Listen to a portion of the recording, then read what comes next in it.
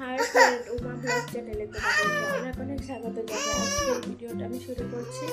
আর এখন বাজে সকাল 8টা। উঠেছে আর আমার সঙ্গে কিন্তু বলবো উঠে পড়েছে। বলবো আমাকে ও কোনো কাজে করতে দিচ্ছে না, সমস্ত কাজে পড়ে আছে, আস্তে আস্তে করব। আর এদিকে কিন্তু আমার এখনো বাসি বিছানাটাও তোলা হয়নি। এই যে চলো আজকে দেখতে থাকো। আমার কিন্তু সমস্ত বাসি কাজটা ছেড়ে কিন্তু এবার আমি ভাতটা বসিয়ে দিয়েছি। এই যে দেখো, আর আজকে আমি রান্না করব চিকেন আর ফুলকপি আলু দিয়ে ডালনাও করতে পারি, আবার ডিম দিয়ে ফুলকপি দিয়ে রসাও বানাতে পারি। ঠিক নেই কি করি, আচ্ছা যা করবো তারপর তোমাদের সঙ্গে দেখাচ্ছি। কিন্তু আজকে চুলায় রান্নাটা করব। চলো তাহলে, আমি আগেই বলেছি যে আমি আজকে চুলায় রান্না করব। আমার হাজব্যান্ড কিন্তু আমাকে চুলাটা ধরিয়ে দিচ্ছে, আর চুলাটা ধরাচ্ছি, নতুন বানিয়েছি তো তাই।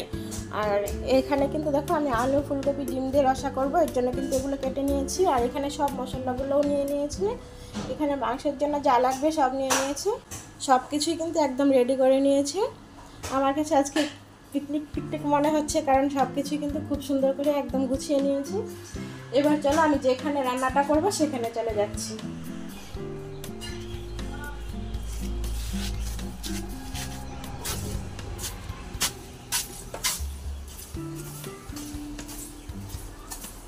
এই যে দেখো আমার চুলা, আজকে ফার্স্ট ধরাবো চুলাটাকে। আর এই যে লাকড়িগুলো কি সুন্দর দেখো, অনেক লাকড়ি, তাই চুলাটা আমি বানিয়েছি। এই যে দেখো, এটা কিন্তু আমাদের একটা স্টোর রুম না, এটা আমাদের একটা গোডাউনের মতোই।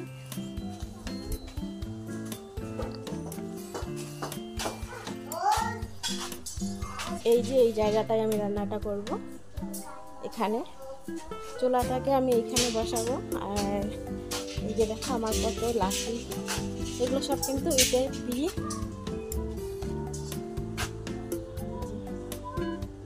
অনেক লাকড়ি। তাহলে চলো দেখতে থাকো। আমি এই পেঁয়াজ আদা রসুনগুলোকে সব পেস্ট করে নিয়ে যাব। এই যে আমি দিয়ে দিয়েছি, এবার আমি একটা পেস্ট বানিয়ে নেব।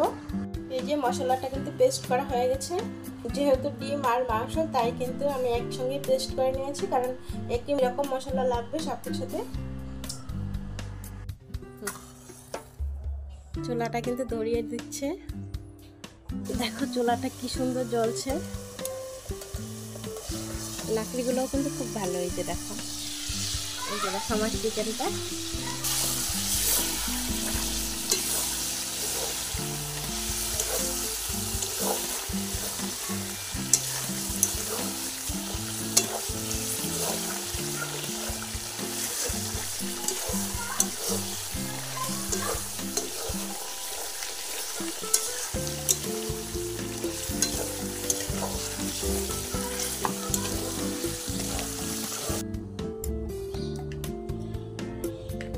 এই যে চিকেন কারিটা।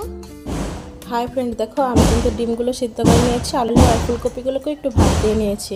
এবার ডিম আর আলুগুলোকে একটু ভেজে তারপর আমি তরকারিটা রান্না বসাবো। এগুলোকে একটু ভেজে, এগুলো ভাজা হয়ে গেছে, আমি নামিয়ে নিচ্ছি। আলুগুলোকে একটু ভেজে নেব।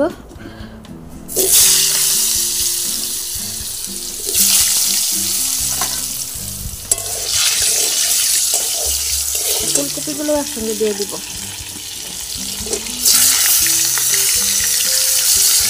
আলু ফুলকপিগুলো ভাজা হয়ে গেছে, আমি নামিয়ে নিচ্ছি।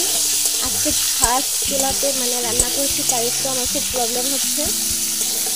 ডিমগুলোও কিন্তু কম সিদ্ধ হয়েছিল, টালুগুলো একটু পুড়ে পুড়ে যাচ্ছে, কীরকম জানি হচ্ছে, একটু অসুবিধা হচ্ছে। এবার আমি ফোড়নটা দিয়ে দিলাম গোটা জিরে, পেঁয়াজ কুচি, এগুলো করে একটু ভেজে নেব। সব পেঁয়াজগুলোকে একটু ভেজে নেবো সুন্দর করে।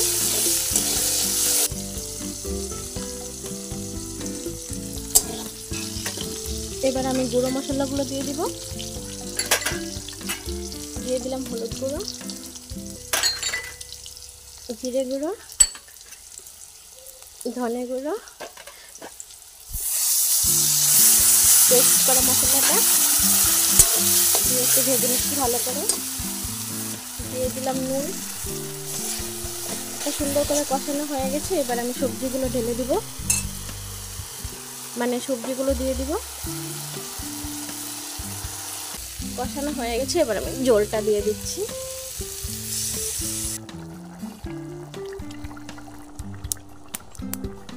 চুলাটা কিন্তু এদিক দিয়ে আমি একটু উঁচু করে দিয়েছিলাম, কিন্তু জল ছিল না। তারপরে কিন্তু আমার হাজব্যান্ড একটু এদিকে কেটে দিয়েছে, এর জন্য কিন্তু এরকম হয়েছে। আর এটা কিন্তু ফ্রিজের ভিতরে যে ডিপ ফ্রিজের বক্সটা থাকে সেটার উপরে কিন্তু আমি এই চুলাটা বানিয়েছি। আমার এই আইডিয়াটা যদি তোমাদের ভালো লেগে থাকে তাহলে প্লিজ একটা লাইক করে দিও। ডালনাটা হয়ে গেছে, আমি নামিয়ে নিচ্ছি।